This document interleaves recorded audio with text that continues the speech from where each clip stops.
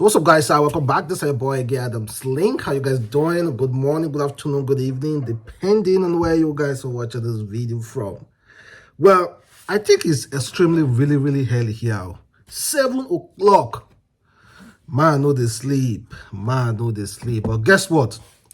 Yesterday, of course, you know exactly what is happening with INEC versus Peter Obi versus Atiku and also versus Tinubu as well. Despite the administration is going well, not going smoothly for Tinubu, everything is still going well. There's still court case somewhere, and very soon tribunal will give a judgment. Are you guys ready? Are you guys ready to hear what tribunal will talk on signing Tinubu INEC versus Peter Obi or Tinubu INEC versus Atiku? Are you guys ready? Well, that's not what we want to talk about this morning, but we're still gonna dash into it.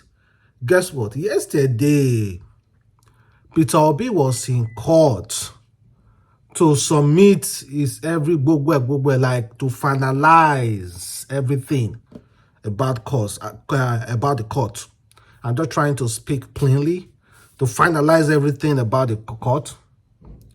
After the whole thing, someone stole his phone.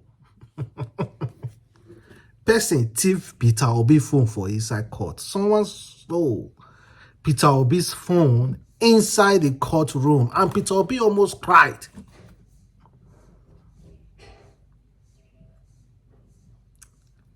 The man almost cried. He said, "Who thief my phone?" Dante, his vice, tell her, say, "Where you keep the phone?" He said, "I keep my phone here." "Are you sure?" "Yes, I kept my phone here." Who could thief the phone? Because he was surrounded by obedience. Apparently, according to online, all those things, they are saying obedience stole his phone. Come on. How can you say obedience stole Peter Obi's phone? People may they support Peter Obi, but who can steal the phone? Who can carry Peter Obi phone?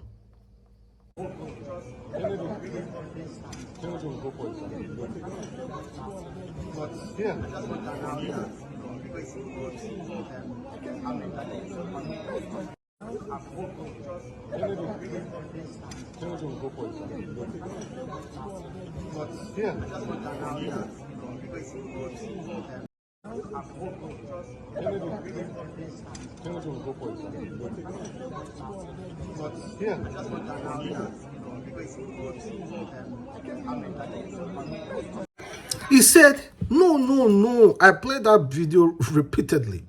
He said, no. I kept 2 of them. I have 2 phones they carry. No. I kept 2 of them here.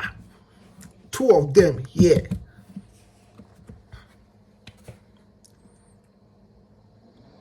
Who could carry Peter Obi's phone? Because he was surrounded by his party members and also this very notable writer, Adichie Chimamanda, was also there with Peter Obi. She was also there with Peter Obi. So who can carry Peter Obi's phone? Who can carry Peter Obi 2 phones? You know, as a politician, ordinarily, if in the office, maybe you misplace your slippers, or even your biro, if you misplace it in the office, ordinarily you won't even bother. Maybe you will go buy another biro immediately. If politicians or oga that works with the government, DFA, DD, that works in a special place, in a lucrative place in the government, if he lost phone, lost biro for his office, no problem. Problem, you know why? The person he or she start thinking different things. Like, my enemies, now they go carry my biro, one user do something. Even as baby slippers, people don't know where you throw them for his office. enemies. Want to go do something to deal with me? I can tell you a story. While I was still working with the government, I wore my boss, my immediate boss. It was level 10 then. I wore his slippers out. This guy, before I ever come back to the office, this guy has consulted all the pastors he knows about his slippers. Slippers, oh, not palm, oh, slippers that he used to wear. Maybe if he comes, pull off his shoes and wear that slipper. He has consulted all the pastors in Abuja. He said, "I mean, wear your slippers." So just imagine what will be in Peter Obi's head now. Maybe my political rivals, they have collected my phone. They might want to use things against me. Who carry my phone? All those kind of things. You won't even think that maybe phone drops somewhere, or maybe leave phone for house. But if you are sure you bring your phone, carry Peter Obi's phone to please return Peter Obi's phone, please. Return Peter Obi's phone, please. And guess what? Yesterday, Nigeria president visited Benin Republic because Benin Republic was celebrating their 62 years independent. No, 63 years independent anniversary. Benin Republic.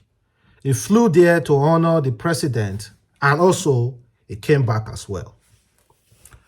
But I don't know, the journalist over there, the person capturing the occasion, decided to capture a very special time Tinubu was sleeping. Someone said Bola Ahmed Tinubu is trending all over Benin Republic as the sleepy president of Nigeria.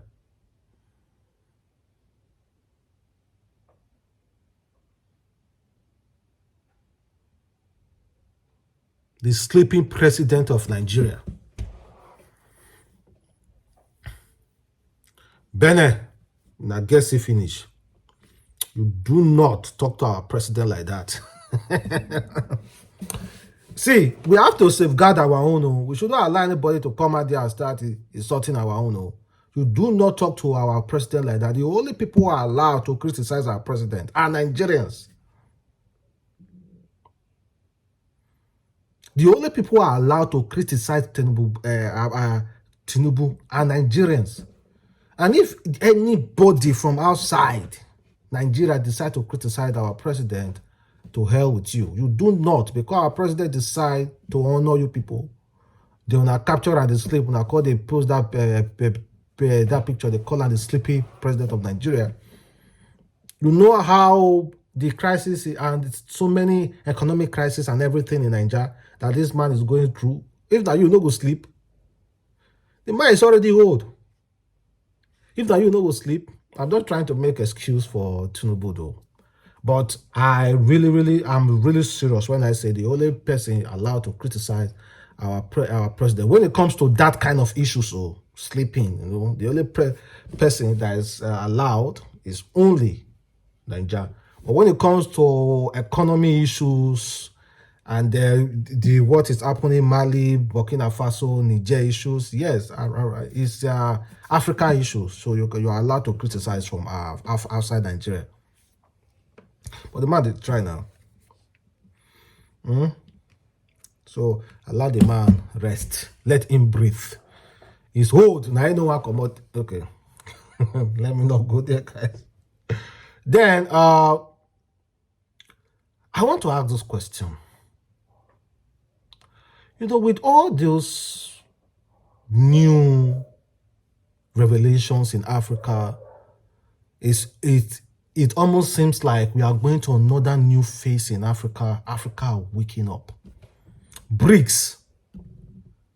BRICS is a coalition of China,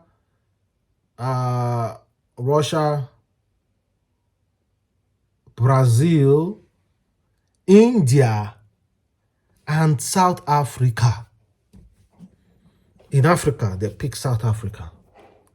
I keep wondering, in this whole new revelation, this whole new phase, where is Nigeria place in it?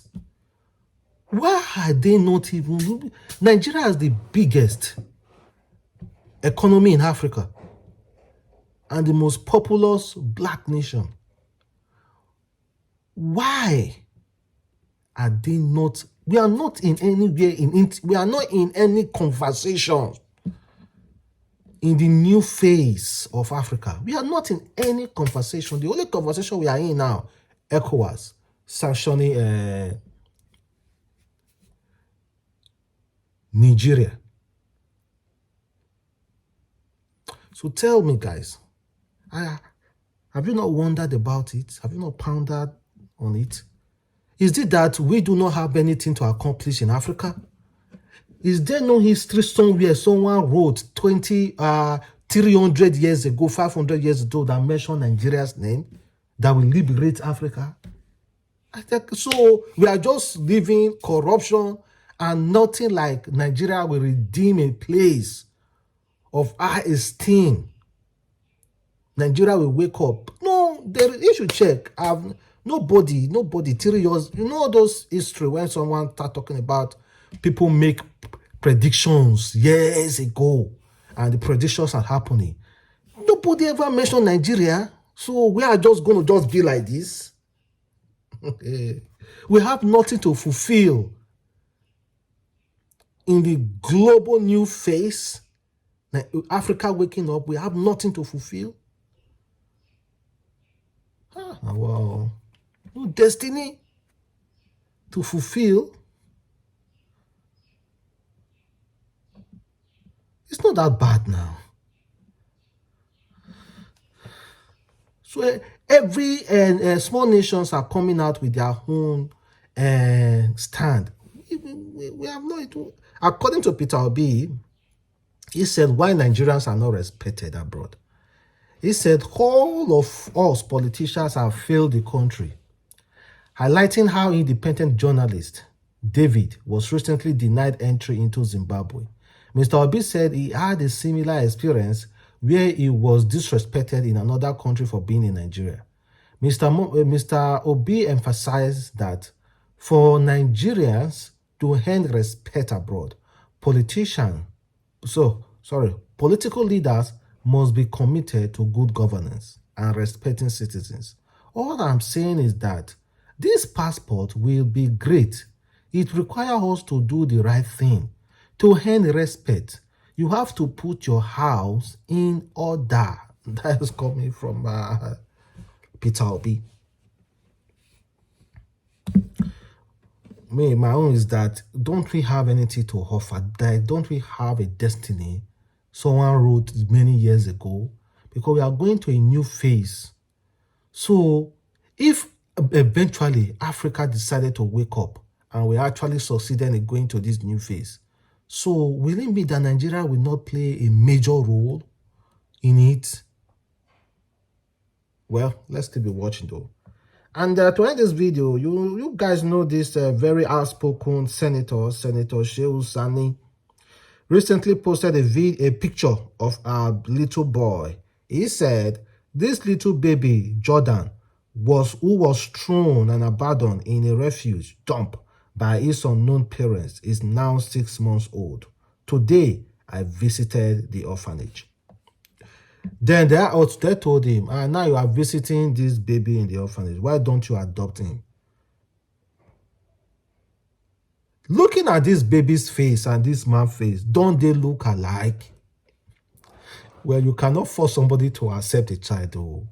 But looking at their two, don't they look alike? Don't they look alike? People already insinuated that it's your child. Your pikin me you get for another woman. You know what I mean? Your wife give you trouble. That's why you want to adopt the baby.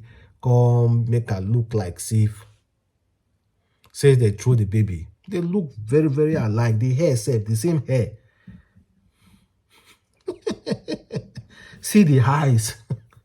Well, you cannot force a man to accept a child. And if a man call his own child orphan, oh boy, that is the deepest wicked ish I've ever seen in my life. Well, thank you guys for watching. Boy again, Adamslink. Have a wonderful day. Stay